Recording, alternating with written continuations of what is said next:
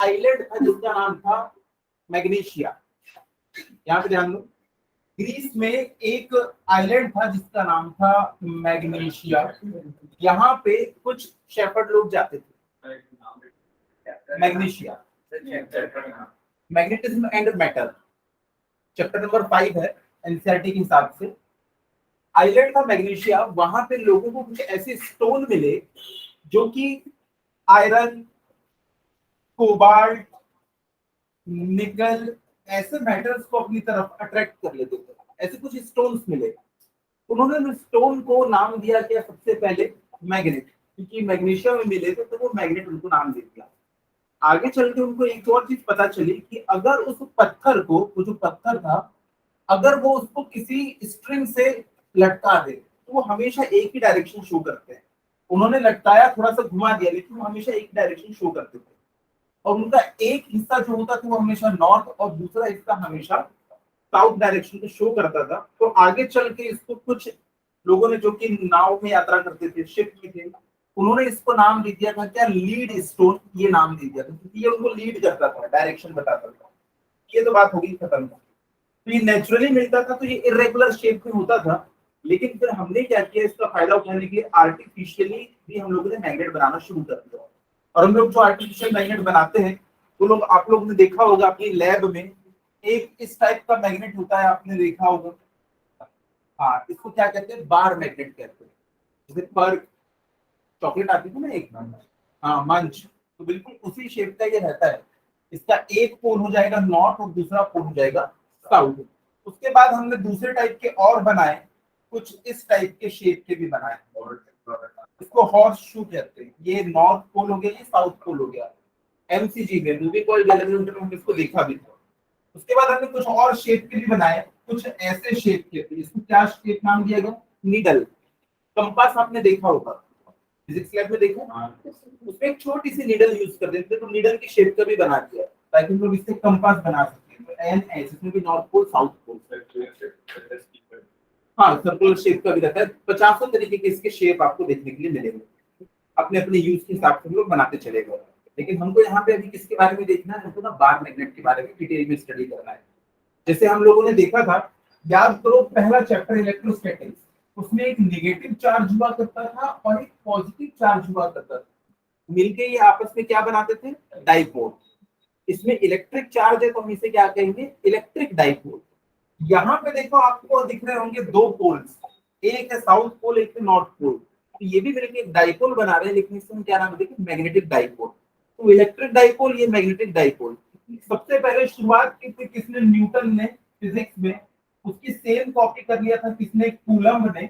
उसकी same copy करेंगे हम लोग किसमें, मैग्नेटिज्म में।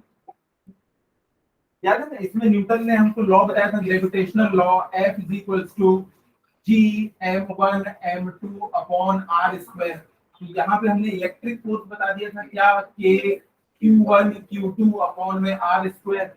वैसे ही यहाँ पे बता देंगे। पता है, आपने देखा होगा कि ये एक मैग्नेट का नॉर्थ पोल है, ये दूसरे मैग्नेट का साउथ पोल। ये दोनों एक दूसरे को फोर्स लगाते हैं, अट्रैक्ट करते हैं। तो पता है यहाँ पे भी जो फोर्स हो जाएगा, यहाँ पे भी एक कांस्टेंट आएगा, वो मुझे पता नहीं है अभी क्या आएगा।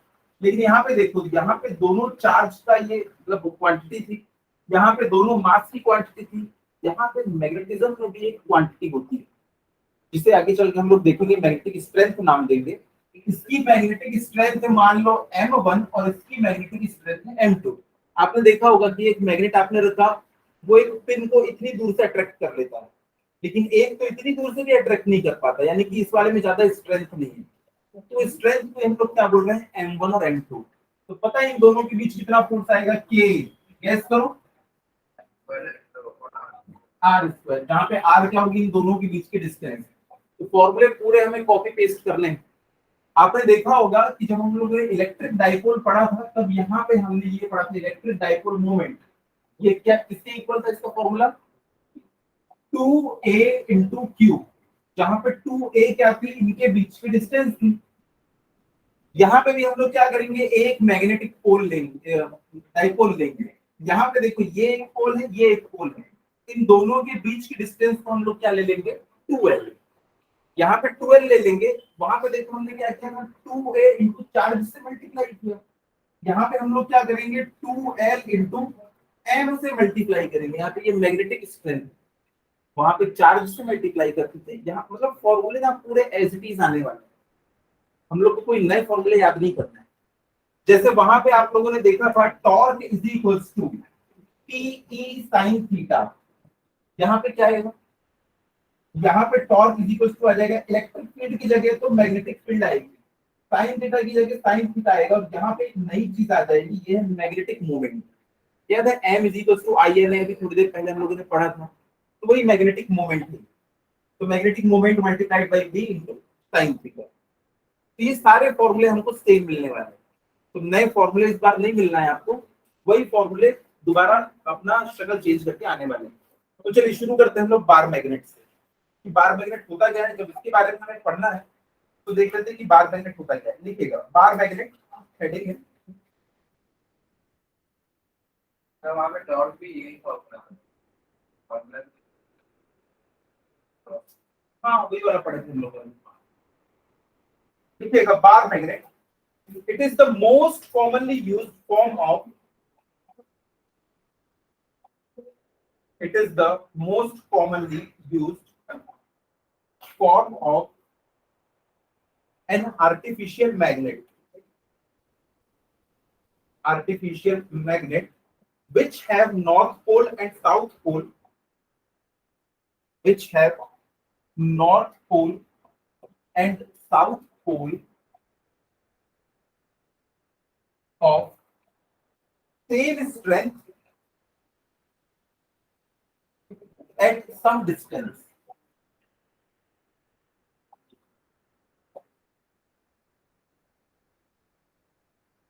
देखो बार मैग्नेट की एक खास बात, बार मैग्नेट के दो पोल होंगे, हमेशा मैग्नेट के दो पोल होते हैं। जैसे चार्ज की केस में आप अकेला पॉजिटिव क्यू चार्ज और एक अकेला नेगेटिव क्यू चार्ज ले सकते थे, लेकिन मैग्नेट के केस में ऐसा नहीं है कि आप एक अकेला नॉर्थ पोल और एक अकेला साउथ पोल लेके चलो, आपको ये हमेशा हमेशा पेयर में दिखेंगे। आप मैग्नेट को अगर बीच से ब्रेक कर देते हैं तो क्या होगा, ये वाला जो टुकड़ा होगा ना इसमें भी एन एस बन जाएगा, और ये वाला जो टुकड़ा होगा इसमें भी एन एस बन जाएगा। तो आप कभी भी मैग्नेट को ब्रेक करके पोल अलग अलग नहीं कर सकते, इसमें हमेशा आपको दोनों पोल एक साथ मिलेंगे, इसमें मोनोपोल होता नहीं। हम लेकिन के बाद पोल इंटरचेंज हो जाता है। कौन रिपेल करने, तो तोड़ोगे तो ये नॉर्थ का नॉर्थ, साउथ का साउथ रहेगा, बट यहाँ पे साउथ है तो यहाँ पे क्या बन जाएगा नॉर्थ। अरे ये देखो ना, ये देखो ऐसे इनकी डायरेक्शन,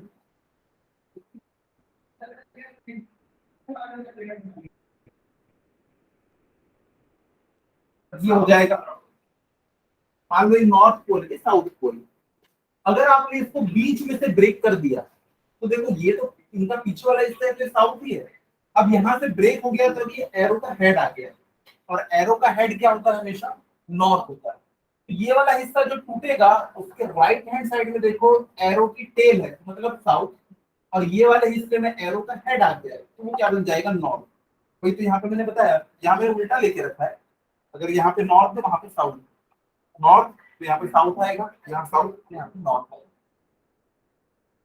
तो यहाँ पे एक इंपॉर्टेंट चीज यही बताना थी कि बार मैग्नेट के जो दोनों पोल होते हैं उनकी मैग्नेटिक स्ट्रेंथ हमेशा हमेशा हमेशा सेम है, इस चीज को आप लोग याद रखना। दो अलग अलग मैग्नेट के लिए ये अलग अलग हो सकता है, यहाँ पे हो सकता है M1 मिल जाए, ये नॉर्थ पोल ये साउथ पोल, पर एक ही मैग्नेट है तो दोनों जो पोल होंगे उनकी स्ट्रेंथ, स्ट्रेंथ क्या होता है, मैग्नेटिक फील्ड बनाने की जो कैपेबिलिटी है ना उसको हम लोग क्या बोलते हैं, मैग्नेटिक स्ट्रेंथ कहते हैं। ठीक है, तो दोनों के लिए सेम है। आगे देखते हैं, इतना छोटा है उसका बड़ा तो फर्क नहीं है इसमें नहीं, ये m जो है आगे चल के हम लोग देखेंगे ये प्रोपोर्शनल होगा किसके एरिया, जैसे जैसे एरिया बढ़ाते चले जाओगे वैसे वैसे क्या होगा, इस m की स्ट्रेंथ मतलब m बढ़ता चला जाएगा, स्ट्रेंथ बढ़ती चली जाएगी। अब लिखिएगा basic properties of bar magnet, basic properties of bar magnet. Number 1 है attracts small pieces of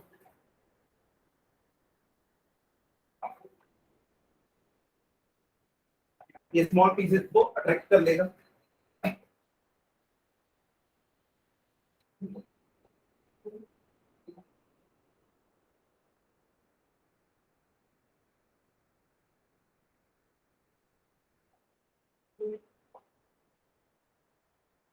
अच्छा, ये अट्रैक्शन मैक्सिमम कहाँ पे होता है? पोल्स के ऊपर अट्रैक्शन मैक्सिमम होता है। हमने क्या किया, एक एक्सपेरिमेंट किया। एक हम लोगों ने ये टेबल के ऊपर बहुत सारे ये आयरन के पार्टिकल छोड़ दिए। इस आयरन के पार्टिकल को हम लोगों ने छोड़ दिया और यहाँ पे एक मैग्नेट रख दिया, नॉर्थ पोल और साउथ पोल है इसका। और उसके बाद धीरे धीरे आप इसको वाइब्रेट करते हैं, तो ये सब के सब क्या होंगे, मैक्सिमम जो होंगे ना वो नॉर्थ पोल और साउथ पोल के पास जमा हो जाते हैं। और बाकी जो रहते हैं वो ऐसा रैंडम शेप बना लेंगे। इसको मैं दिखा देता हूँ आपको, थोड़ी देर में दिखा दूंगा। लेकिन सबसे ज्यादा जो यहाँ पे मैग्नेटिज्म आपको देखने मिलेगा ना, वो इन दोनों पोल के पास ही देखने के लिए मिलेगा। सबसे ज्यादा स्ट्रेंथ वहीं पे होगी। नंबर 2 लिखिएगा, या इसी में लिख लो, the attraction is maximum at poles. The attraction is maximum at poles. Next है, नेक्स्ट है, when suspended freely, when suspended freely, it comes to rest, it comes to rest along north to south direction, along north to south direction. उसके बाद तीसरा है, तब जानते हैं like poles repel opposite poles attract. खत्म। उसके बाद नेक्स्ट है इंडक्टिव प्रॉपर्टी। मैग्नेट जो है वो इंडक्टिव प्रॉपर्टी दिखाते हैं। इसका मतलब ये है कि अगर ये एक मैग्नेट है, ये नॉर्थ पोल है, ये साउथ पोल है, अगर आपने इसके बाजू में एक आयरन का पीस रख दिया है तो ये खुद मैग्नेट बन जाता है। अब आप एक दूसरा यहाँ पे मैग्नेट का पीस लाओगे ना तो वो इससे चिपक जाएगा। ये तो मैग्नेट है नहीं, ये तो आयरन का पीस है, लेकिन ये जब इस मैग्नेट के कांटेक्ट में आता है तो ये भी मैग्नेटाइज हो जाता है, ये खुद क्या बन जाता है, मैग्नेट। इसी को हम क्या कहते हैं, इंडक्टिव प्रॉपर्टी। आप लोगों ने मूवीज में देखा होगा, करंट, एक आदमी को करंट लगता है, दूसरा उसको पकड़ता है, उसके ऊपर भी करंट आ जाता है, फिर तीसरा, फिर चौथा, फिर पांचवा करंट आ जाता है। वैसे ही इसने मैग्नेट को टच किया, ये मैग्नेट बन गया। अब ये बाकी आयरन कोबाल्ट निकल के पीसेस को भीतर पर टच कर रहे हैं। इंडक्टिव प्रॉपर्टी में लिखिएगा सर वहां पर स्ट्रेंथ कम हो जाएगी ना? हाँ, स्ट्रेंथ कम हो जाती है, क्योंकि इसके अंदर से मैग्नेटिक फील्ड ऐसे गुजर जरूर रही है, लेकिन क्या होगा, आगे जाके ऐसी कर्व हो जाएंगी। एक टाइम ऐसा आएगा इसमें से बहुत कम मैग्नेटिक फील्ड लाइंस ऐसे निकलेंगी, तो इसके जो मॉलिक्यूल्स होंगे, जो एटम्स होंगे, वो ढंग से ऑर्गेनाइज नहीं हो पाएंगे, ये बहुत वीक मैग्नेट बनेंगे। ठीक है, इसमें ये इसको नहीं लिखूंगा, इंडक्टिव प्रॉपर्टी समझ लो। When a piece of magnetic material, when a piece of magnetic material like soft iron, cobalt, nickel is placed near a bar magnet,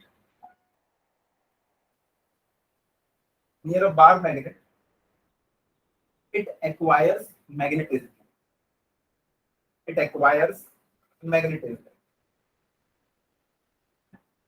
So the magnetism so acquired,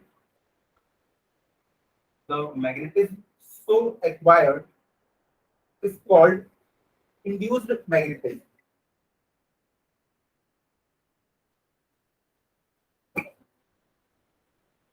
और मैग्नेट की यही property क्या कहलाती है, inductive property कहलाती है। Next लिखिएगा, the magnetic poles always exist in pair. The magnetic poles always exist in pairs.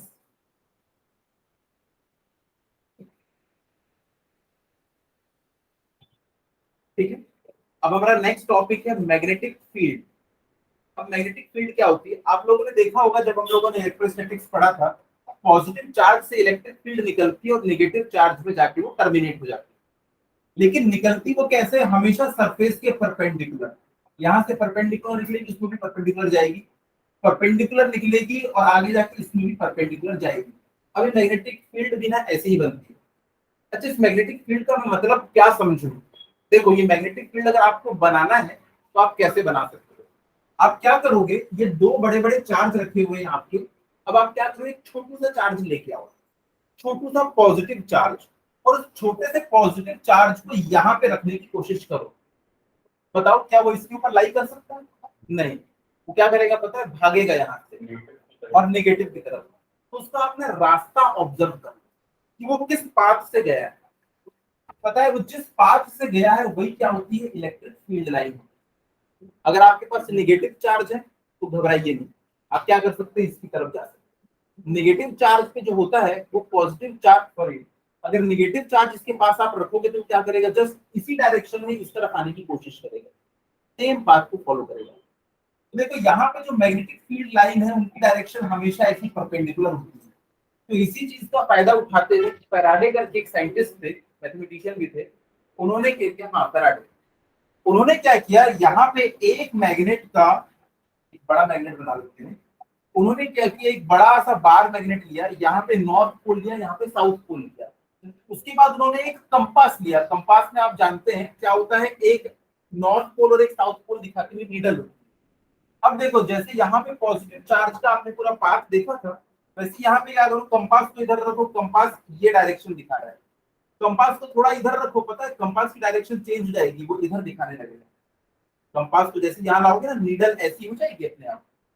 तो बस नीडल, इस कंपास को अलग अलग जगह पर रखो, आपको अलग अलग पॉइंट मिलेंगे। उन सारे पॉइंट्स को जब आप मिलाओगे ना तो आपको ऐसी आपको लाइंस दिखाई देगी। हाँ, हाँ, इसको भी टेंशन मत लो, मतलब उन्होंने इसमें भी काम किया हुआ है। ऐसे कई साइंटिस्ट आपको मिलेंगे जो कि अलग अलग फील्ड में जा जाके उन्होंने काम किया हुआ है। हाँ, हमारा काम बढ़ा देते हैं, हमारा सिलेबस बढ़ा देते हैं। तो यहाँ पर फैराडे थे, उन्होंने सबसे पहले एक कॉन्सेप्ट दिया था कि हम कैसे बनाए मैग्नेटिक फील्ड लाइन। हमें ये तो पता है कि एक मैग्नेट के पास में आयरन का पीस लाओ तो वो अट्रैक्ट करने लगता है उसको, मतलब कोई भी फील्ड जनरेट कर रहा है वो। उस फील्ड को दिखाने के लिए उन्होंने क्या किया, ये एक्सपेरिमेंट किया। उन्होंने इसके पास में कंपास रखा तो ये नॉर्थ पोल जो है वो हमेशा से टिल्ट होने लगा। तो वो टिल्ट होता था तो हमने क्या किया, उस पॉइंट को जोड़ दिया तो हमको ऐसा कुछ कर्व मिला।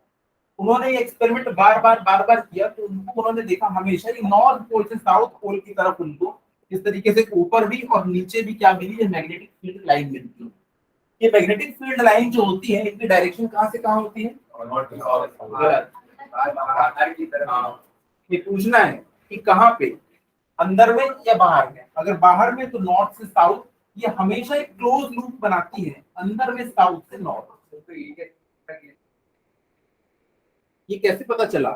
जब आगे चल के आप एक्सपेरिमेंट करेंगे और देखेंगे कि मतलब जब लोग सोलेनाइड बनाएंगे आगे चल के, हाँ, तब आप उसमें देखेंगे कि सोलेनाइड जब बनी थी तो यहाँ पे देखो ये हमारी सोलेनाइड थी, लेकिन मैग्नेटिक फील्ड तो पूरी हमको यहाँ से यहाँ देखने मिल रही थी। याद है, अंदर में भी मैग्नेटिक फील्ड थी और बाहर में भी मैग्नेटिक फील्ड, क्योंकि ये तो क्लोज लूप बनाती है। तो यहाँ पे देखो, अगर यहाँ पे जो करंट था वो एंटी क्लॉकवाइज था तो ये कौन सा पोल?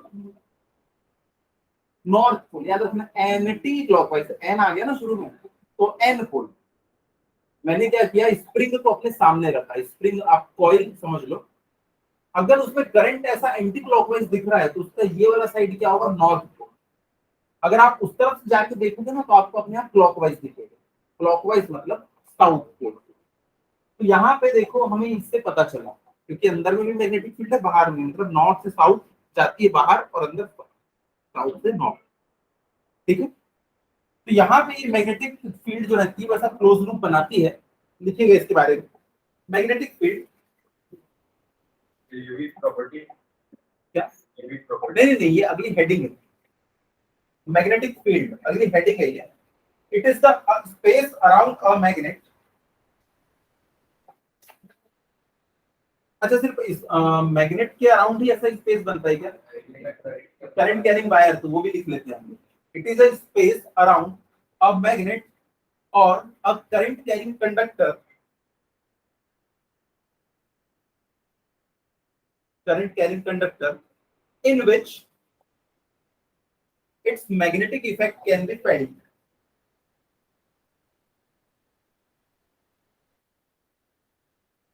Full stop. Next time.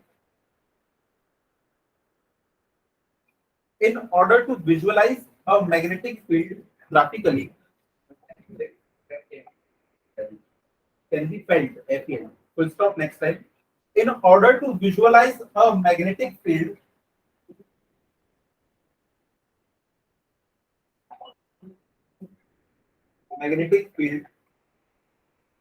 comma, Faraday introduced the concept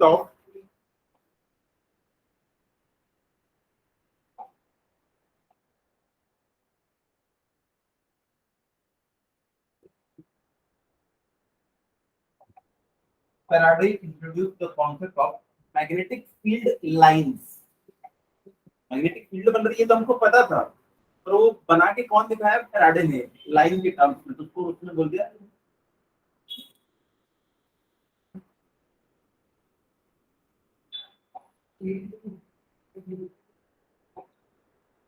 यहाँ पे जैसे देखो, फॉर एग्जांपल मान लो ये वाला देखो,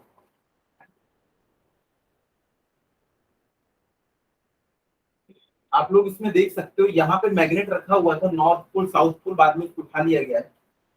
या हो सकता है कि एक पेपर है उसके नीचे साइड में मैग्नेट को रखा है, इसलिए मैग्नेट नहीं दिख रहा है।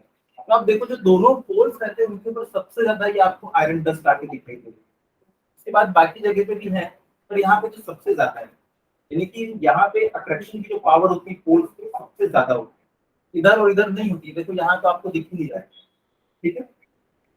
अब मैग्नेटिक फील्ड लाइन हम लोग देख लेते हैं, लिखिएगा magnetic field line next heading में। It is an imaginary curve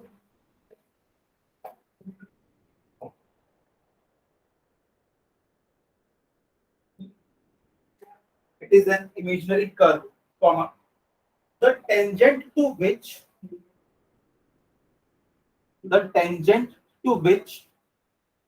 at any point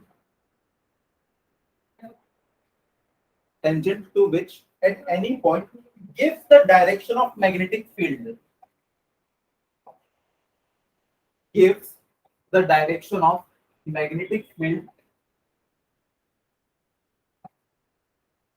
ऐसा लिखना P at that point। तो देखो आप ऐसा बार मैग्नेट रखना, उसके बाद कंपास को आप इसके पास में रखोगे तो आपको ये पूरी मैग्नेटिक फील्ड लाइन बन जाएगी। कैसे बनी वो अभी इंपॉर्टेंट नहीं है, बस ऐसी बनी। उनकी डायरेक्शन देखो, बाहर में नॉर्थ से साउथ है और अंदर में इनकी डायरेक्शन साउथ से नॉर्थ होती है, क्योंकि क्लोज लूप बनाती है। अब इसकी खास बात क्या होती है कि किसी भी पॉइंट के ऊपर अगर मैं पूछूं कि मैग्नेटिक फील्ड की डायरेक्शन क्या है, अगर मैंने आपसे पूछा इस पॉइंट के ऊपर मैग्नेटिक फील्ड की डायरेक्शन क्या है, तो आप क्या करेंगे? इस डायरेक्शन में आप क्या करेंगे? टेंजेंट खींच देंगे। टेंजेंट क्या होती है? कर्व को टच करके जाती है। मैंने उधरी को डायरेक्शन बनाई क्योंकि देखो इनकी डायरेक्शन भी ऐसी है।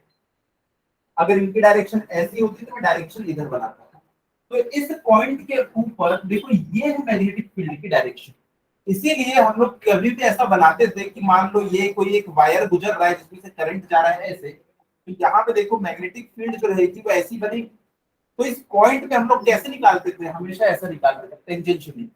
और यहाँ पे एक डीएल एलिमेंट भी लेते थे, वो भी कैसा होता था? एक लाइन, और इस लाइन के टेंजेंशियली ये है, दोनों के बीच में एंगल कितना आता था? 0 डिग्री रहता था।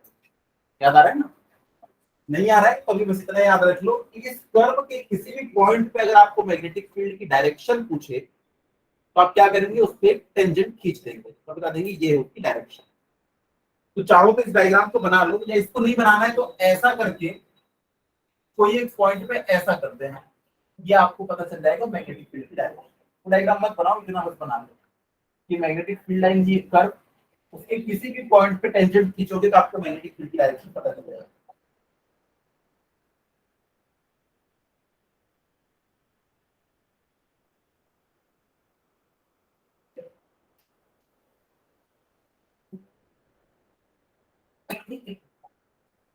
देखिएगा, these are of two types।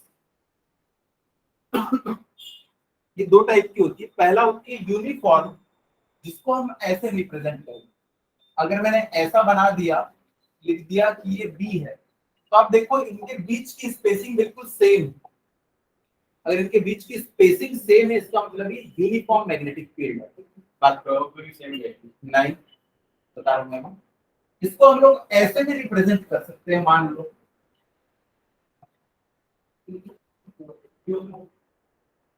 ये अंदर की तरफ जा रही है मैग्नेटिक फील्ड, ये भी यूनिफॉर्म। अगर ऐसा आपको कहीं दिखाई दे तो आपको मत जाना ये यूनिफॉर्म मैग्नेटिक फील्ड है जो कि टुवर्ड्स द बोर्ड है। या आपको डॉट डॉट भी दिखाई दे सकता है, यानी कि मैग्नेटिक फील्ड जो है ये आपकी तरफ आ रही है और ये भी यूनिफॉर्म मैग्नेटिक फील्ड। तो लिखिएगा यूनिफॉर्म मैग्नेटिक फील्ड, उसमें डायग्राम बना लो, का एग्जांपल लिख लेना। एग्जांपल में क्या लिख सकते हो? Example earth magnetic field.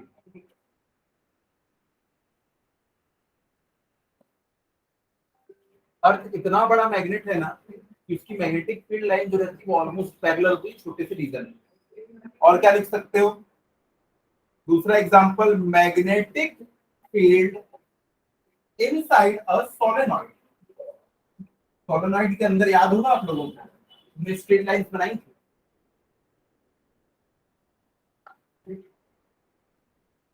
देखो इनके बीच स्पेस बिल्कुल सेम था और इसी लाइन की स्पेस यूनिफॉर्म।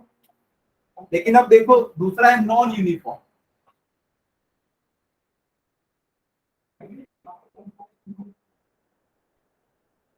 इनके बीच की स्पेसिंग कम होती जा रही है तो ये नॉन यूनिफॉर्म। चलो जो क्वेश्चन इन्होंने पूछा उसका जवाब।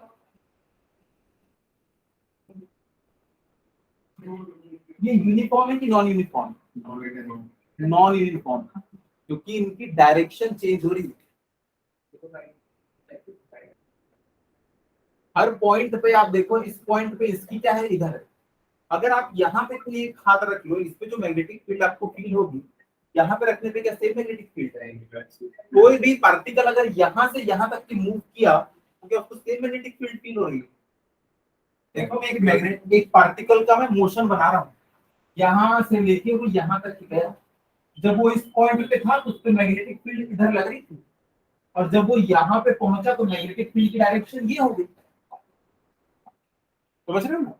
लेकिन पिछले वाले केस में देखो, अगर पार्टिकल ऐसा मूव किया है तो यहाँ पे भी उसमें इसी डायरेक्शन में लग रही है, यहाँ पे भी उसमें इसी डायरेक्शन में लग रही है। इसलिए यूनिफॉर्म मैग्नेटिक फील्ड थी, यहाँ पे हर जगह उस पे मैग्नेटिक फील्ड चेंज हो रही है, इसलिए ये नॉन यूनिफॉर्म मैग्नेटिक फील्ड। याद रखो, भले स्पेस सेम। एग्जांपल क्या होगा इसका? Bar magnet. अब भी देखा हम लोगों ने थोड़ी देर पहले, ये देख चेंज हो रही है, यहाँ से भी निकली तुरंत चेंज हो जाती है। तो example magnetic field due to bar magnet.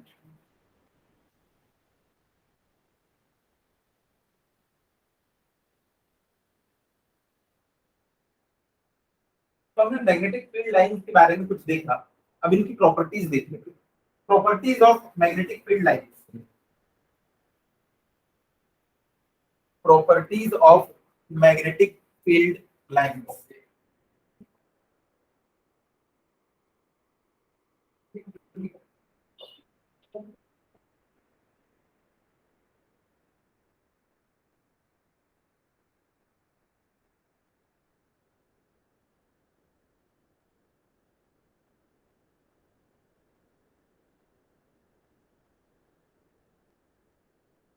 तो मतलब यूनिफॉर्मिटी के लिए दो मैग्नेटिक फील्ड है, इसका डिस्टेंस भी सेम होना चाहिए और डायरेक्शन भी सेम। तो वो एक्सेस बस नहीं, इसमें पॉसिबल नहीं है, इसलिए तो आपने फिर सोलेनॉइड बनाया था।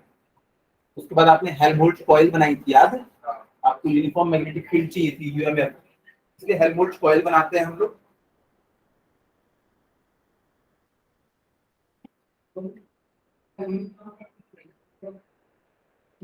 अच्छा, जो हमने सोलेनॉइड बनाई थी, यहाँ पे देखो, अगर मैं इस तरफ से देख रहा हूँ तो मुझे अगर एंटी क्लॉकवाइज दिख रही है, इधर आई आ रहा है, इधर ऊपर जा रहा हूँ। मैं यहाँ से देख रहा हूँ तो मुझे एंटी क्लॉकवाइज करंट दिख रहा है, तो देखो ये मेरी तरफ दिख रहा है ना? मैग्नेटिक फील्ड की डायरेक्शन क्या होगी, यहाँ पे मेरी तरफ आती है। करंट ऐसा दिखा तो मैग्नेटिक फील्ड ऐसी, मैं यहाँ खड़ा हूँ ना, तो करंट मुझे देखो मैंने यहाँ पे ऐसा बनाया है कि मुझे एंटी क्लॉकवाइज दिख रहा है।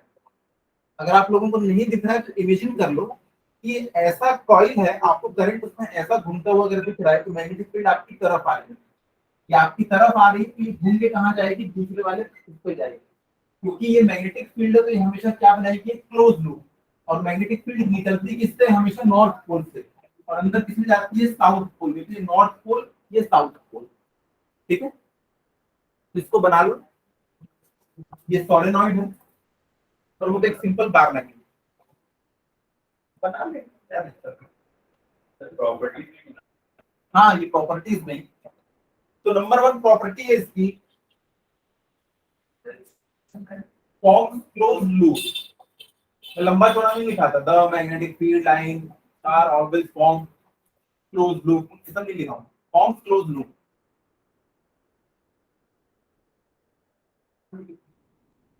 की खास बात होती है R O G H through the body outside the body, body के अंदर साउथ टू नॉर्थ और outside the body north to south. Through the body यानी अंदर और आउटसाइड द बॉडी यानी बाहर।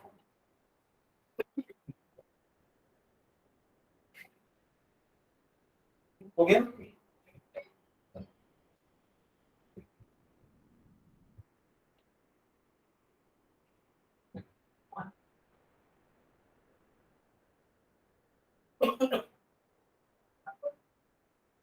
थ्रू द बॉडी यानी बॉडी के अंदर में क्या होगा, साउथ से नॉर्थ जाएंगे, outside the body north to south जाएंगे।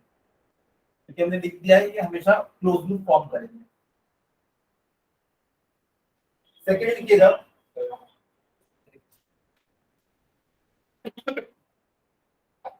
बार बार बना लिया तो डायग्राम, कोई दिक्कत नहीं, याद हो जाती है। नेक्स्ट है the magnitude of magnetic field, the magnitude of magnetic field at any point is represented by the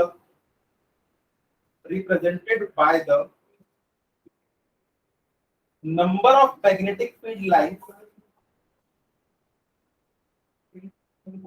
number of magnetic field lines passing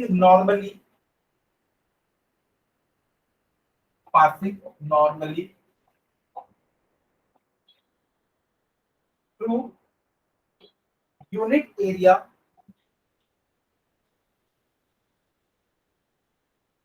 around that point। इसका कहने का ये मतलब है कि देखो यहां से अगर ऐसे मैग्नेटिक फील्ड लाइंस पास हो रही हैं और इसमें मैग्नेटिक फील्ड लाइंस ऐसे पास हो रही हैं, तो देखो इसमें पर यूनिट एरिया कब मैग्नेटिक फील्ड लाइंस पास हो रही है। देखो 3 मैग्नेटिक फील्ड लाइन को जाने के लिए कितना ज्यादा एरिया लगा, और यहाँ पे 3 मैग्नेटिक फील्ड लाइन को जाने पर छोटा सा एरिया लगा, वहां से निकल गई। तो कौन सी मैग्नेटिक फील्ड ज्यादा स्ट्रॉन्ग है, जिसमें पास पास होते हैं। आप देखना ध्यान से, ये जो थोड़ी देर पहले हमने डायग्राम बनाया था यहाँ पे, ये वाला देखो, जितना इसके पास आते हो देख लो एकदम पास पास हो जाती है मैग्नेटिक फील्ड लाइन, और जितना दूर जा रहे हो देखो वहां पे इनके बीच की डिस्टेंस बढ़ जाती है। और अभी हमने देखा था कि यहाँ पे इन पोल के पास में सबसे ज्यादा अट्रैक्शन होता है, क्योंकि देखो एकदम पास पास है पूरी मैग्नेटिक फील्ड है। जितना दूर दूर होती जाएंगी मैग्नेटिक फील्ड उतनी वीक बनेगी, जितना पास पास है मैग्नेटिक फील्ड उतनी स्ट्रॉन्ग है। तो यहाँ पे अगर मैं सेम, अगर मैंने ये एक प्लेट है इसको यहाँ पे रखा, और सेम प्लेट को अगर मैंने यहाँ पे रखा, कुछ ज्यादा बड़ी यहाँ पे रखा, तो आप बताओ कहाँ पे ज्यादा फोर्स फील करे, बोल के ज्यादा पास है तो पार्ट में, क्योंकि इसमें ज्यादा magnetic field line same area से पास, यहाँ पे कम हो रही है, यहाँ पे डी। चलिए नेक्स्ट लिखिएगा, वो डायग्राम बनाना बना लो, इसके नीचे लिख देना वीक, डिस्टेंस दिखाना अच्छी खासी इसमें, weak magnetic field. Strong magnetic field, पास पास बना देना, बोलना strong.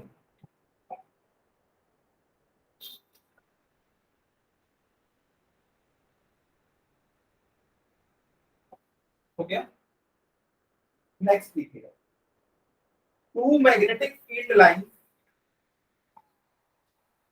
To magnetic field line can not intersect each other. दो मैग्नेटिक फील्ड लाइन एक दूसरे को कभी भी इंटरसेक्ट नहीं कर सकती।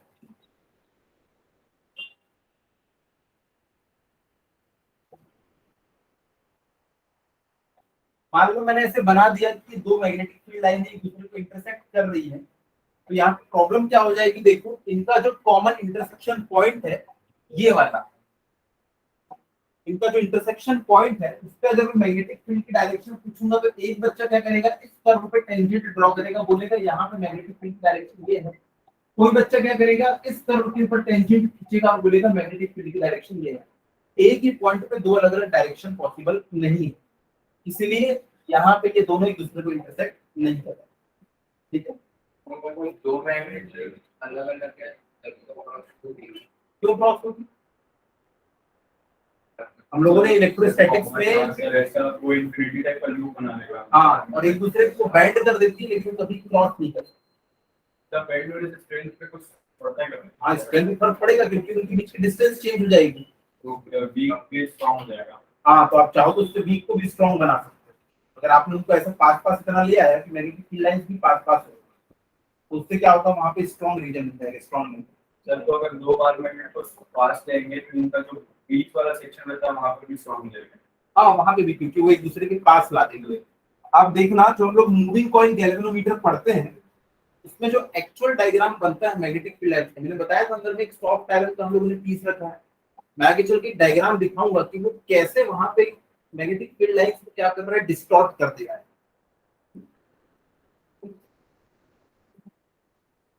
सॉफ्ट आयरन तो उसका रीजन मैं बाद में बताऊंगा ना आपको, थोड़ा सा आप लोग सब्र करेंगे, आपको पता चल जाएगा। यहाँ पे शायद उसका कोई डायग्राम हो कि वो कैसे डिस्टॉर्ट करता है।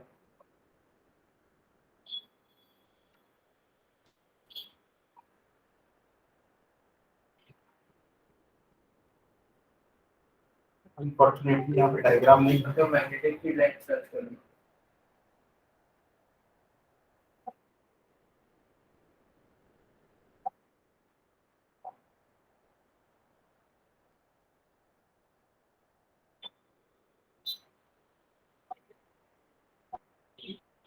नहीं, नहीं मिलेगा तो मैं बना के ले आऊंगा।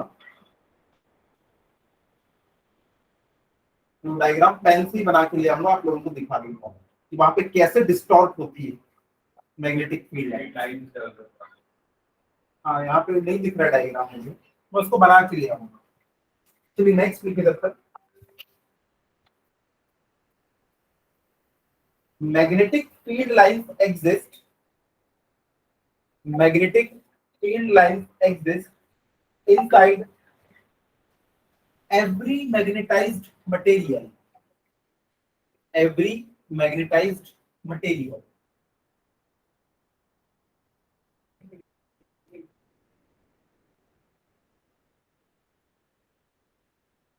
यहाँ पे देखो मैंने डायग्राम बनाया था कि ये मैग्नेट है, उसके पास में ये और हमने आयरन का पीस रखा तो ये भी मैग्नेटाइज्ड हो गया। तो देखो इसके अंदर से भी मैग्नेटिक फील्ड लाइन पास होती है, जो भी मैग्नेटाइज होगा ना उसके अंदर से मैग्नेटिक फील्ड लाइन पास होती है। अगर पास नहीं हो रही है इसका मतलब वो मैग्नेटाइज ही नहीं हुआ है। मैंने बताया कि जैसे जैसे दूर रखोगे लाइन उसके पास नहीं होगी मतलब वो मैग्नेटाइज नहीं होगा। हो गया ये वाला पॉइंट। अब नेक्स्ट हेडिंग, मैग्नेटिक डाइपोल। अब थोड़ा ढंग का चीज चालू हुआ है, तो थोड़ी सा मैग्नेटिक डाइपोल। डाई का मतलब होता है दो, पोल का मतलब पोल। तो इलेक्ट्रिक डाइपोल में हम लोग देखते थे माइनस क्यू चार्ज और प्लस क्यू चार्ज, ये दोनों मिलकर इलेक्ट्रिक डाइपोल बनाते थे। और इनके बीच की जो डिस्टेंस थी हम लोग हमेशा 2a लेते थे। 2a लेने से फायदा ये होता है कि सेंटर से इसकी डिस्टेंस भी a हो जाती है और इसकी डिस्टेंस भी a हो जाती है। यहाँ पे मैग्नेट का केस है, इसमें हम लोग क्या करेंगे, इसमें भी हम लोग एक मैग्नेट लेंगे, ऑब्वियसली इसके दो पोल्स होंगे। तो यहाँ पे देखो एक मैग्नेटिक डाइपोल दिख रहा है, तो एक मैग्नेट दिख रहा है जिसके आपके दो अलग अलग पोल्स दिखाई दे रहे हैं। हम इसकी जो लेंथ है ना वो हमेशा कंसीडर करेंगे कितनी, 2l, ताकि हमको ये पता चले कि सेंटर से हाफ जो है वो भी l है और सेंटर से ये वाला हाफ है ये भी l है। इसका रीजन क्या है देखेंगे, बस अभी 2l को याद रखना है। इसकी लेंथ कितनी होती है मैग्नेट की, 2l, सेंटर से इधर भी l और सेंटर से उस साइड भी l। देखिए पहले दो चार में, a magnetic dipole consists of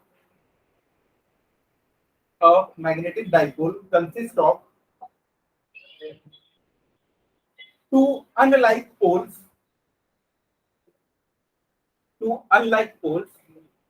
of equal strength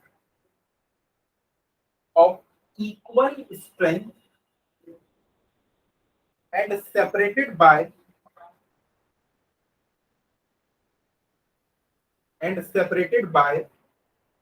a small distance.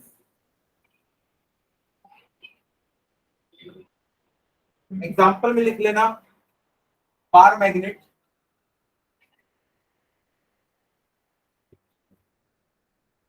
उसके बाद वो जो नीडल मैग्नेट होता है वो,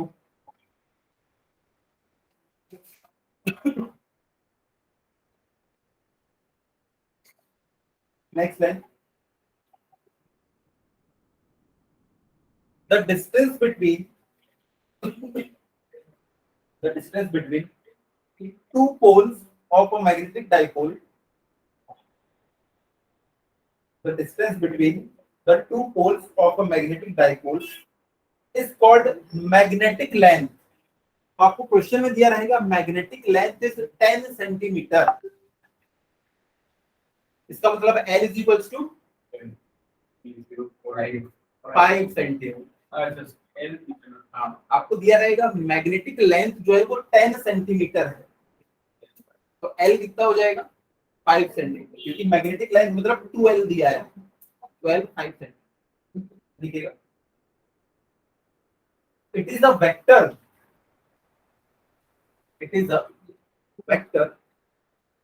and directed from, अच्छा याद करो ये नेगेटिव क्यू चार्ज था और ये पॉजिटिव क्यू चार्ज था, उसमें जो डाइपोल मोमेंट होता था P, उसकी हम लोग डायरेक्शन क्या लेते थे, हाँ नेगेटिव से पॉजिटिव की तरफ फिजिक्स में हम लोग लेके चलते हैं कि इसकी डायरेक्शन ये है। वैसे ही हमारा मैग्नेट में ना N को ना हमेशा पॉजिटिव कंसीडर किया करना और S को नेगेटिव, तो हमेशा आप इससे आप लोग कोरिलेट कर पाओगे। तो इसमें भी ये जो 2L है ना, इसको हम लोग क्या मानेंगे, ये वेक्टर क्वांटिटी है, तो इसकी डायरेक्शन क्या हो जाएगी, साउथ से नॉर्थ पोल की तरफ। क्या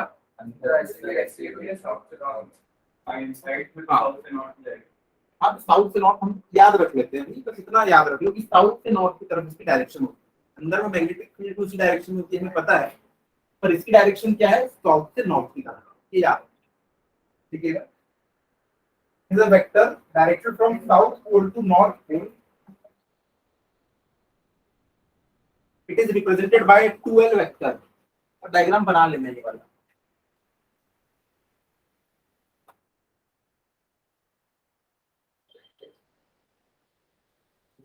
denoted by 2L vector.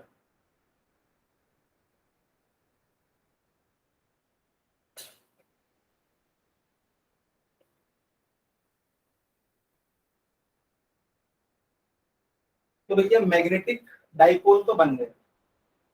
जब हमारा ये इलेक्ट्रिक डाइपोल था, ये हमारा एक इलेक्ट्रिक डाइपोल था, इसमें यहां से यहां का जो गैप था ना वो था कितना, 2a। तो यहाँ पे इलेक्ट्रिक डाइपोल मोमेंट हमने क्या लिखा था, इनके बीच के डिस्टेंस और कोई भी एक चार्ज का मैग्नीट्यूड, तो 2aq। यहाँ पे इलेक्ट्रिक डाइपोल मोमेंट, हम यहाँ पे क्या लेंगे, मैग्नेटिक डाइपोल मोमेंट। हाँ, तो यहाँ पे अब हम लोग लेने वाले हैं मैग्नेटिक डाइपोल मोमेंट। तो जैसे वहां पे चार्ज लिखा था हमने प्लस क्यू माइनस क्यू, हमने अभी अभी लिखा कि हम ऐसा एक बार मैग्नेट कंसीडर कर रहे हैं जिसके दोनों पोल की सेम स्ट्रेंथ है। एम से हम ना मैग्नेट की स्ट्रेंथ बताते हैं पोल। देखो यहाँ पे इस चार्ज की स्ट्रेंथ कितनी थी, क्यू, इसकी भी क्या थी, क्यू। हमने उसको किससे मल्टीप्लाई कर दिया, दोनों के बीच की डिस्टेंस से, तो इलेक्ट्रिक डाइपोल मोमेंट आ गया। अब हमारे पास मैग्नेटिक डाइपोल है, तो मैग्नेटिक डाइपोल मोमेंट जो होता है वो इनके बीच की डिस्टेंस मल्टीप्लाइड बाय स्ट्रेंथ, इनके बीच की डिस्टेंस मल्टीप्लाइड बाय इसकी स्ट्रेंथ। तो यहाँ पे ये क्या हो जाएगा, m into 2l, m into 2l। यहाँ पे ये भी क्या था, डायरेक्शन इसके हम लोग यहाँ पे यहाँ लेते थे, ये q इंटू 2a होता है। यहाँ पे ये क्या हो जाएगा, m इंटू 2l, तो उसको लिख लीजिएगा। अच्छा नेक्स्ट हेडिंग डालिए पहले, मैग्नेटिक डाइपोल मोमेंट। अब वहां पे करंट फ्लो हो रहा तो उसके कारण मैग्नेटिक फील्ड बन रहे हैं।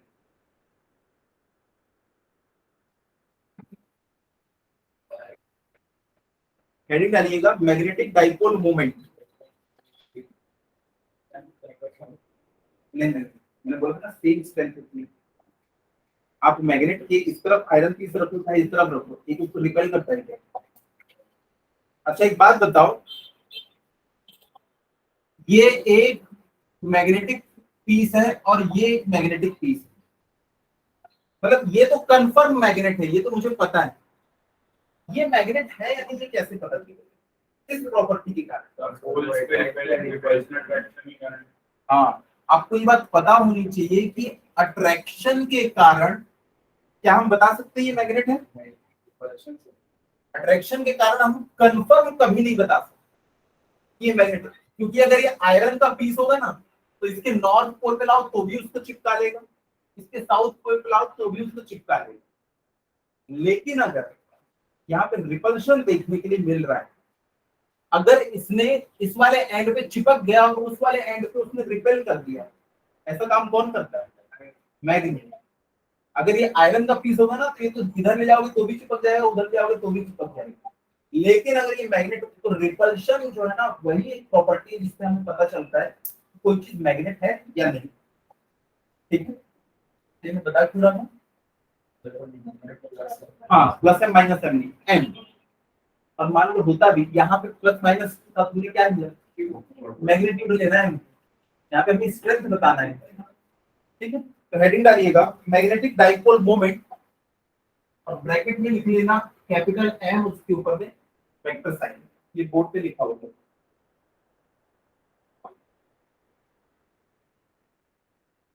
देखिएगा, it is the product of, it is the product of strength of,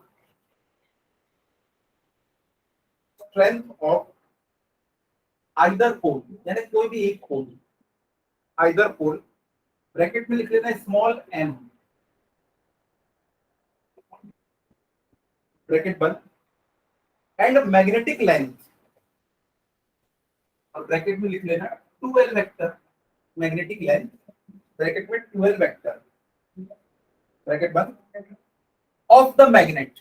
और ये फॉर्मूला लिख लीजिए, ये है मैग्नेटिक डाइपोल मोमेंट। तो देखो यहाँ पे इलेक्ट्रिक डाइपोल मोमेंट, वैसे सेम फॉर्मूला वहां मिल गया। आगे चल के हम लोग एक टेबल बना लेंगे जिससे हमें दोनों फॉर्मूले याद हो जाएंगे, एक के साथ एक फ्री मिलेगा हमें। देखिएगा, it is a vector quantity. अगर वेक्टर क्वांटिटी है तो उसकी डायरेक्शन क्या होगी, साउथ से नॉर्थ, क्योंकि हमने 12 वेक्टर को क्या लिया है, साउथ से नॉर्थ, तो इसकी भी डायरेक्शन क्या मिलेगी, साउथ से north. It is a vector quantity and its direction is from south to north pole of magnet.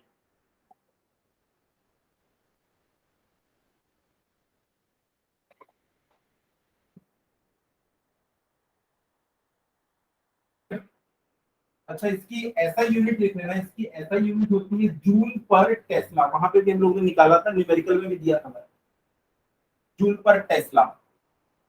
और ये जो स्मॉल एम है ना, इसकी यूनिट होती है एम्पियर मीटर। सवाल पूछ रहे होंगे मन में, मुझे पता है। क्या कहां से आ गया, हाँ मैं सॉल्व करूंगा अभी कि एम्पियर मीटर आया कहाँ। तो स्मॉल एम को लिख लीजिए, अभी इसकी यूनिट होती है एम्पियर मीटर और इसकी यूनिट क्या होती है जूल पर टेस्ला।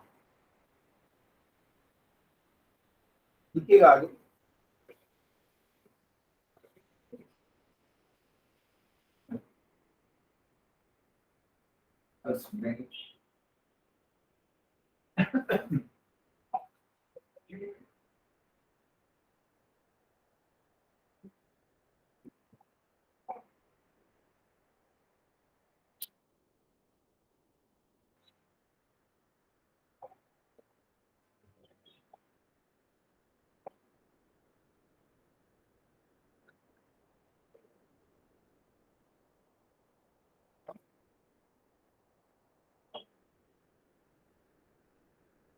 लिखिएगा note,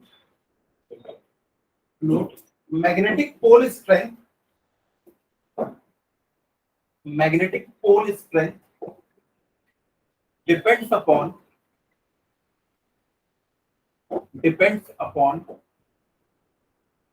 nature and cross section area, nature and cross section area of magnet। देखो इस टाइप के क्वेश्चन आपको 2-2 मार्क्स में पूछ लेता है, इसको यही काम लोग रफा दफा कर देते हैं। ये हमारा एक मैग्नेट है, इसकी जो लेंथ है वो है 12, ये इसका नॉर्थ पोल है, ये इसका साउथ पोल है, इसकी स्ट्रेंथ m है और इसकी भी स्ट्रेंथ n। अब क्वेश्चन में आपको पूछेगा कि अगर हमने इसको बीच से कट कर दिया तो इसके मैग्नेटिक डाइपोल मोमेंट जो होगा उस पर क्या फर्क पड़ेगा। तो मैग्नेटिक डाइपोल मोमेंट का फॉर्मूला क्या होता है, m इंटू मैग्नेटिक लेंथ। अगर आपने इसको बीच से काट दिया तो इसकी लेंथ कितनी बची, l। तो देखो स्टार्टिंग में जो थी ना इसका मैग्नेटिक डाइपोल मोमेंट वो इतना था, अब आपने जब इसको कट कर दिए तो मैं मानूंगा m1। देखो स्ट्रेंथ तो सेम, स्ट्रेंथ किस पे डिपेंड कर रहा है, मटेरियल पे और क्रॉस सेक्शनल एरिया पे। मटेरियल वही है, क्रॉस सेक्शनल एरिया भी वही है, तो ये तो सेम रहेगा, लेकिन ये कितना हो जाएगा इतना। क्यों, लेंथ पे मैंने बोला मैंने बोला क्रॉस सेक्शनल एरिया और मटेरियल इस पर डिपेंड है, ये सब एक्सपेरिमेंटल चीजें हैं। आप एक मैग्नेट को लेके आना, ये इसके पास जितनी पावर होगी ना, जितनी दूर से आयरन की पीस को अट्रैक्ट कर रहा होगा, इसको काट देना और फिर देखना ये उतनी दूर से अट्रैक्ट कर रहा होगा। लेकिन अब क्या करना है, इसको ऐसा काट देना, अब देखना ये उतनी दूर से अट्रैक्ट नहीं कर पाएगा। ऐसे काटने से नहीं होगी, अरे लेंथ कम होगी लेकिन इसकी जो स्ट्रेंथ है वो अभी भी वही है, वो एरिया पे, क्रॉस सेक्शनल एरिया पे डिपेंड करती है। जैसे कि देखो अगर ये आयरन का पीस मुझे उठाना है, अगर मैं इतना बड़ा मैग्नेट रखूं तो इसको मैं आराम से उठा लूंगा, लेकिन अगर मैंने इसको काट दिया बस इतना सा रखा, क्या मैं इसको उठा पाऊंगा, नहीं। तो किसके ऊपर डिपेंड करता है, क्रॉस सेक्शनल एरिया कितना सा रखती। ये देखो अभी इतना फील्ड है, यहाँ ये नॉर्थ पोल होगा, ये साउथ पोल होगा। अगर मैंने इसको कट कर दिया, अभी एरिया कम हो गया, अब ये नहीं उठा पाएगा। फील कर पा रहे हो, जैसे बाहर कहीं चाहिए हाँ, तो उसकी भी स्ट्रेंथ वही रहेगी। स्ट्रेंथ का मतलब देखो यार, एक ये वाला बॉक्स है और एक ये वाला बॉक्स, क्या ऐसा हो सकता है कि इसमें जो प्रेशर है वो 50 न्यूटन पर मीटर स्क्वायर हो और इसके अंदर प्रेशर 1 न्यूटन पर मीटर स्क्वायर? बिल्कुल पॉसिबल है। इसमें भर भर के आपने गैस फिल कर दी, उसका प्रेशर ज्यादा है, लेकिन क्या ये बात सही है इसमें ज्यादा क्वांटिटी होगी और इसमें कम क्वांटिटी? नहीं, हो सकता है बहुत छोटा क्वांटिटी इसमें कम है, तो भले वो फोर्स कम उठा पाए लेकिन उसके, देखो दो अलग अलग मैग्नेट में, एक ये वाला मैग्नेट है और एक ये वाला मैग्नेट, ठीक है। इसके आप इतने पास में अगर कोई ऑब्जेक्ट को रखते हैं तो ये उसको जितने मतलब स्ट्रॉन्गली खींच पाता है, अगर इसके भी सेम उतनी डिस्टेंस पर रखोगे ये ज्यादा जोर से खींच पाएगा, यानी कि पर यूनिट एरिया पे जो फोर्स है ना ये ज्यादा लगा पाएगा, क्योंकि आप इसका स्ट्रेंथ ज्यादा है। तो आप बोले ना सेम। अभी क्रॉस सेक्शनल एरिया सेम है ना इसका, देखो अब इसको मैं थोड़ा सा बड़ा बना दूं, अभी भी ये जितना फोर्स इसके ऊपर लगा रहा होगा ना, अभी भी ये उतना फोर्स इसके ऊपर लगा रहा होगा, इसकी एम की वैल्यू अभी भी वही। देखो किस पे डिपेंड करता है, मटेरियल पे और क्रॉस सेक्शन पे। आप ऐसा कर सकते हो कि इसको निकल, अगर आपने इसको निकल का लिया, निकल जो है ना बहुत अच्छे से मैग्नेटाइज होता है, और देखना अपना सर्कुलर ऐसे गोल गोल मैग्नेट आते हैं, आप निकल मैग्नेट करके देखना, उनकी इतनी ज्यादा स्ट्रेंथ होती है कि वो दोनों मैग्नेट एक दूसरे को 1 मीटर दूर से अट्रैक्ट कर रहे हैं। हाँ, मोलिब्डेनम के आते हैं, निकल के आते हैं, उनके बीच में अगर कोई ऑब्जेक्ट रखते हैं उसको वो तोड़ के अंदर में घुस जाते हैं, आपस में टकरा के वो टूट जाते हैं, उनकी स्ट्रेंथ इतनी ज्यादा है। अगर आप उसको पीस कर दोगे ऐसा, तब भी उसकी स्ट्रेंथ उतनी रहेगी, उतनी दूर से दूसरे को अट्रैक्ट कर देगी। लेकिन अगर आपने उसको इस तरीके से काट दिया तो देखो अब ये कम इसमें से फील्ड पास हो रही है ना, अभी देखो पुराने वाले में कितनी फील्ड पास हो रही थी, इतने पूरे एरिया से देखो मैग्नेटिक फील्ड पास हो रही थी। लेकिन अगर आपने इसको आधा काट दिया तो कैसे आधी मैग्नेटिक फील्ड लाइन पास होगी। तो मतलब जब हम यूज करें तो अगर बड़ा भी है, आप इसको समझ नहीं पा रहे। चलो क्लास के बाद में बता रहा हूँ दोनों में डिफरेंस, अभी इसको अपन आगे कंटिन्यू करें। तो इतना देखो, एक चीज याद रखना कि ये जो स्मॉल एम है ना, ये दो चीजों पे डिपेंड करता है, एक तो मटेरियल पे डिपेंड करता है और दूसरा किस पे डिपेंड करता है, क्रॉस सेक्शनल एरिया के ऊपर डिपेंड करता है। अब इन दोनों में से कोई भी एक चीज चेंज होगी तो ये एम चेंज हो जाएगा। अब यहाँ पे देखो हमने क्या किया, एक मैग्नेट लिया, अब इस मैग्नेट को अगर मैंने ऐसे हाफ कट कर दिया तो इसमें देखो नई वाली लाइन हो जाएगी इतनी, तो जो नया मैग्नेटिक डाइपोल मोमेंट वो कितना हो जाएगा, हाफ हो जाएगा। तो मैं लिख सकता हूँ यहाँ पे जो m1 है वो क्या हो जाएगा, इस m का हाफ हो जाएगा। दूसरी चीज मैं यहाँ पे क्या कर सकता था, दूसरा मैं ये कर सकता था कि इसको मैंने इसकी लेंथ वाइज कट कर दिया। मान लो मैंने इसको इसकी लेंथ वाइज कट कर दिया, अगर लेंथ वाइज कट करोगे तो ये m की वैल्यू क्या हो जाएगी, हाफ, क्योंकि क्रॉस सेक्शनल एरिया हाफ हो गया। अब नया वाला जो मैग्नेटिक डाइपोल मोमेंट होगा, इसको मैंने m2 नाम दे दिया, वो क्या होगा m2 मल्टीप्लाइड बाई 12। अगेन ये कितना आ गया, m वेक्टर n, तो जो m2 होगा ना वो भी क्या होगा, वेक्टर n का आ गया। फिर 2 मार्क्स में क्वेश्चन पूछता है कि अगर इसको हमने इसके एक्सिस के परपेंडिकुलर काटा या एक्सिस के पैरेलल काटा तो उसमें मैग्नेटिक मोमेंट कितना चेंज हो जाएगा। तो दोनों केस में क्या हो जा रहा है, हाफ हो जा रहा है। कई बार वो 1/3 पूछ लेता है, 1/4 पूछ लेता है, तो अकॉर्डिंगली आप लोग कर लेते हैं। चलिए नेक्स्ट देखिएगा।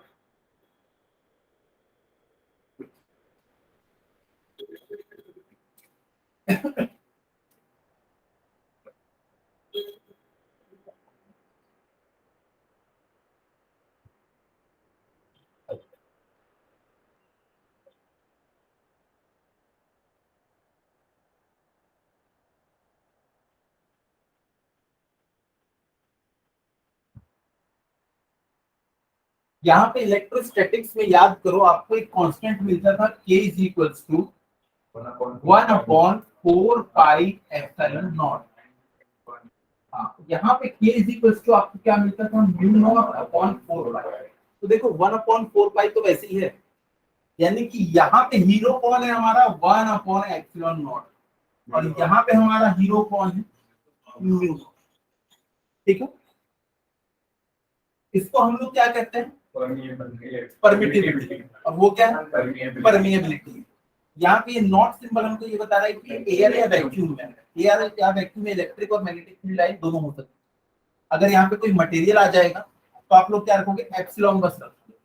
तो एप्सिलॉन कैसे निकालना है उसके लिए आपको दिया होगा उनका रेशियो, एप्सिलॉन नॉट और एप्सिलॉन के बीच का रिलेटिव परमिटिविटी। तो यहाँ पे देखो, यहाँ पे मैं बस इतना लिख देता हूँ कि यहाँ पे हमें 1/ε0 की जरूरत पड़ती है, 1/ε0, और यहाँ पे हमें किसकी जरूरत पड़ती है, म्यू। यानी कि आप एक चीज देखो, यहाँ पे नोटिस करो, जितनी ज्यादा परमिटिविटी होगी इलेक्ट्रिक फील्ड जो होगी उतनी कम होती जाएगी, लेकिन यहाँ पे जितनी ज्यादा परमिएबिलिटी होगी उतनी ज्यादा आपकी मैग्नेटिज्म जो है, मैग्नेटिक फील्ड उतनी ज्यादा बढ़ती जाएगी। तो ये इसकी वैल्यू और इसकी वैल्यू से आप लोग यहाँ पे देख सकते हो, ये नीचे है, इसकी वैल्यू जितनी ज्यादा, अरे आप लोगों ने देखा होगा ना, electric field is equals to K Q upon R square, जहाँ पे के क्या होता है 1/4 pi epsilon naught Q upon are.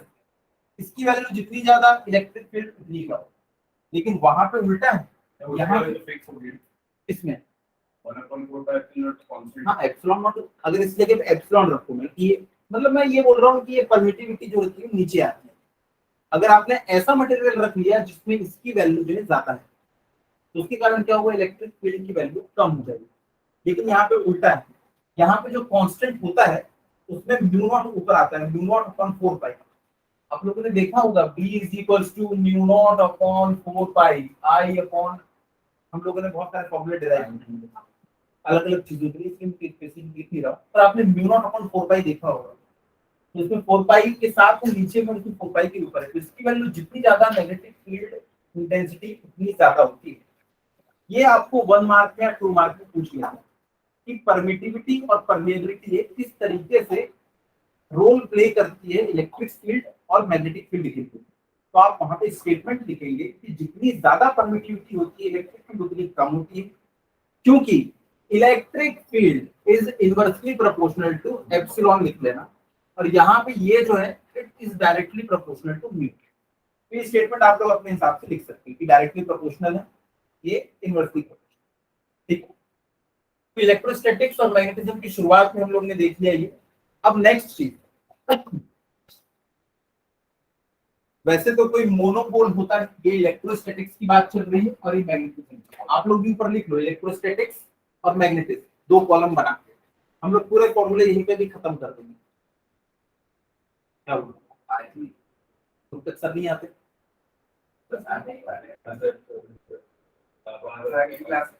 ठीक है, हेडिंग डाल दूं ताकि पता चल जाए क्या पढ़ना। इलेक्ट्रोस्टैटिक्स, इसमें लिखवाना क्या, 1/एप्सिलॉन नॉट लिख लेना, इसमें म्यू नॉट लिख लेना, याद आ जाएगा। देखते हैं क्या बोलने वाले थे सर,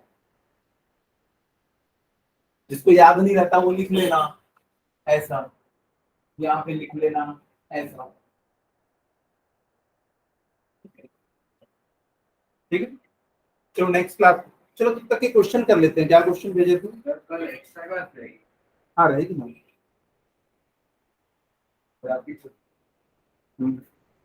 सुबह बुला सुबह बुला शाम को बहुत भीड़ रहती है। आप ये वाला क्वेश्चन भेजो, ये वाला क्वेश्चन हमारी क्लास में हो चुका है।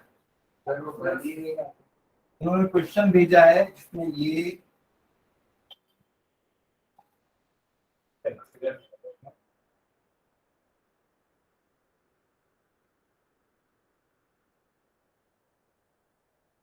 क्लास हुआ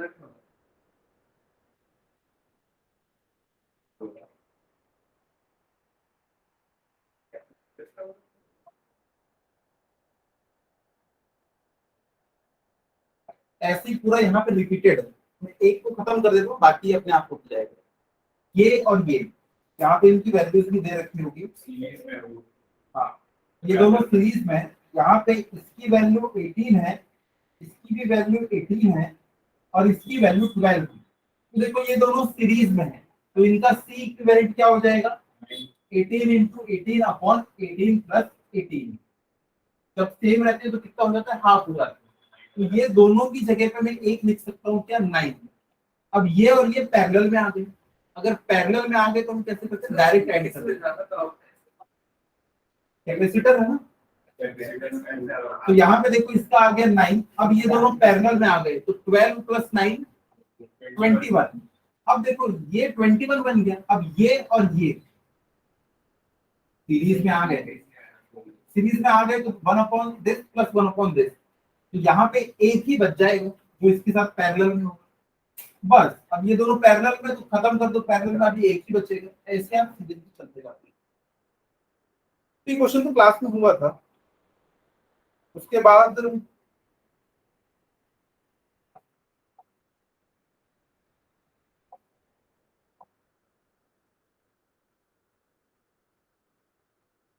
यहाँ पे इनफाइनाइट नंबर ऑफ कैपेसिटर्स हैं।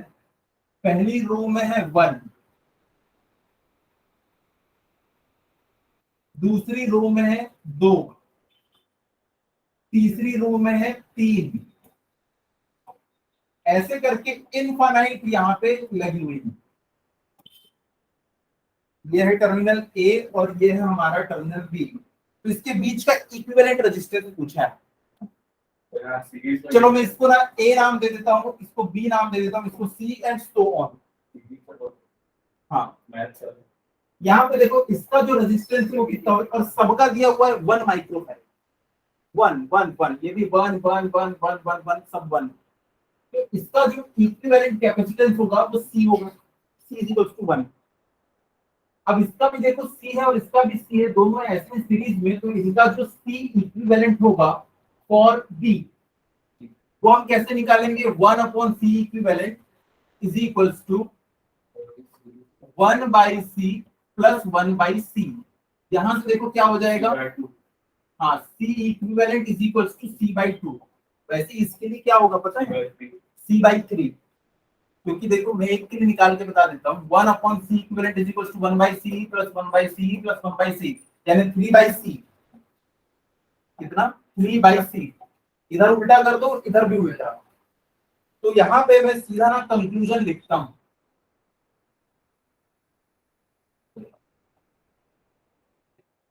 यहाँ पे मैं कंक्लूजन लिख देता हूँ।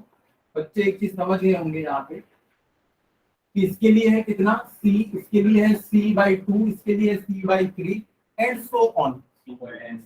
हाँ c/n, यानी कि ना c/n होता है किसी भी रो के लिए। अब ये सब तो पैरेलल में लगे हुए हैं, आपने इसका निकाल लिया, इसका निकाल लिया, अगर पैरेलल में तो सबको एक साथ जोड़ दो, तो ए और बी के बीच में c इक्विवेलेंट क्या हो जाएगा, c plus c/2 plus c/3 and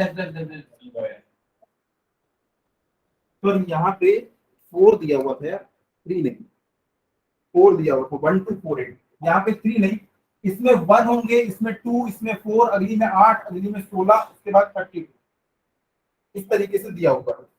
यानी कि ये ज्योमेट्रिक प्रोग्रेशन होगा। 3 नहीं है, 4 है, 1 है, 2 है, 4 है, 8 क्वेश्चन में दिया हुआ है। पहली रो में 1 है, दूसरी में 2 है, फिर 4 है, फिर 8 है, मतलब ये 2 से मल्टीप्लाई होगा। हाँ, सम ऑफ जीपी का फॉर्मूला बताओ फॉर इनफाइनाइट। नहीं इनफाइनाइट के लिए इजी है, अरे बस वैल्यू पुट करना, अरे बहुत छोटा है वो, a/1 माइनस r ऐसा कुछ है, a/1 माइनस r मेरे ख्याल से वही है, a/1 माइनस r। बहुत खूबसूरत चैप्टर सर, आप पढ़ा सम ऑफ जीपी।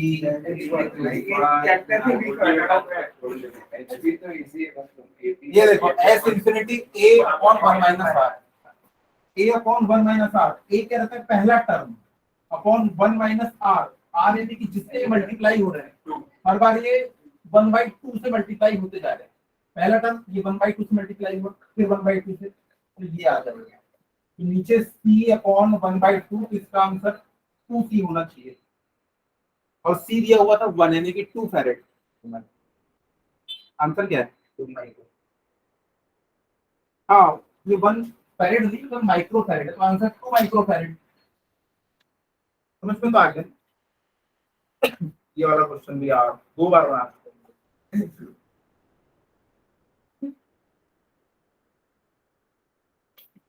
हाँ चलो, ये एक अच्छा क्वेश्चन है।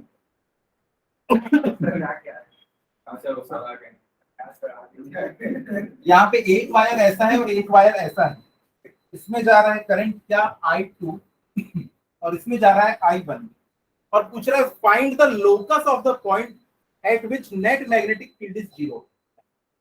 ऐसे पॉइंट का लोकस निकालना है आपको।